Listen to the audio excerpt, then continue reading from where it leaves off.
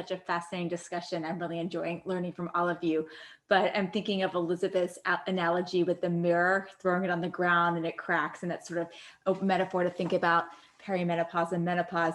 Take that mirror and throw it off a cliff, okay? So unfortunately, that's what many of our young women experience as they go through treatment for breast cancer, women with often with estrogen sensitive tumors, but certainly even if it's not an estrogen sensitive tumor, chemotherapy, as we know, induces early onset of menopause in many young women. So this is something I face every day in my clinic, how to counsel my patients on managing many of the symptoms that we've been discussing at length this evening, and how do we manage those without hormones. And so we have to be very creative and think about many of the strategies that you have all mentioned already, which is, the role of integrative therapies, certainly things like yoga, acupuncture, acupressure, the role of medications, which may be helpful, thinking about lifestyle interventions, the important role of diet, physical activity, sleep. That's such a big one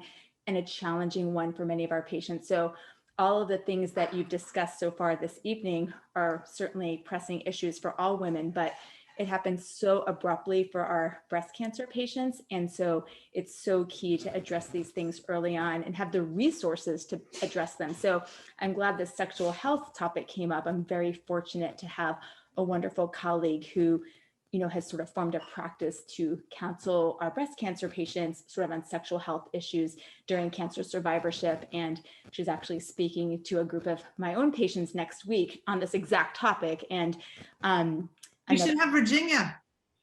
Actually, I don't know if you know Dr. Don Dizon. He's another colleague of mine who was at Mass General. Now he's in Rhode Island, but his talks were pretty amazing. And I'll never forget when he starts a slide, Lakshmi, I'm thinking of your question, like a man's libido is basically an on-off switch.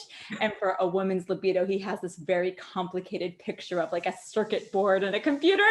And the way he starts off his talks are often very entertaining. But so I recommend following him on TikTok, where he does a lot of education on these topics. But anyway, I'm learning so much from all of you. So let's continue this discussion.